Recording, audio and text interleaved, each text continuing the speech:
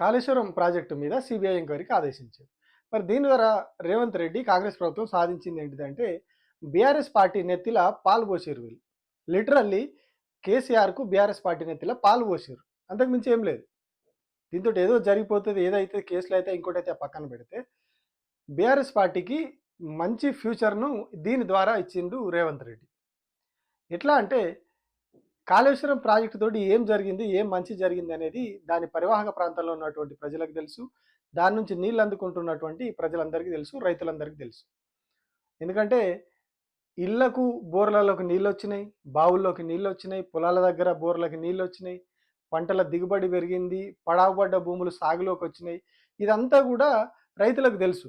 కానీ గత ఎలక్షన్ ముందు ఏం జరిగింది? కరెక్ట్ ఎన్నికల కోడ్ వచ్చినాక, అది ఎన్నికల కోడ్ వచ్చే ముందు మేడిగడ్డ పిల్లర్లు ఏవైతే ఉంటాయో 2 కుంగిపోతాయి.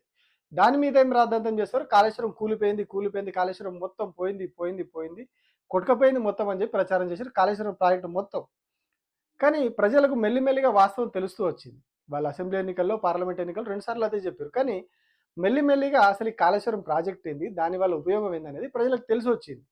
రైతులకు తెలిసొచ్చింది. దాని ద్వారా ప్రజలకు గూడా తెలిసింది. ఎట్లా అంటే 2 పంటలకు గూడా 2 సార్లు పంటలు ఎండిపోయినాయి. కాంగ్రెస్ పార్టీ అధికారంలోకి వచ్చిన తర్వాత 2024 యాసంగిలో పంటలు ఎండినాయి.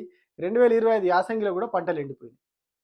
వందల వేల ఎకరాల్లో నీళ్ళందక పంటలు ఎండిపోయినాయి. ట్యాంకర్‌లతోని బిందెలతోని తెచ్చి పోసుకునే పరిస్థితి వచ్చింది. ఈ 2 యాసంగి పంటల్లో.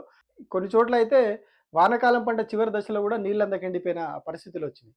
ఎందుకొచ్చినాయి అనేది ప్రజలు ఆలోచించినప్పుడు ప్రజలకు అర్థమైంది.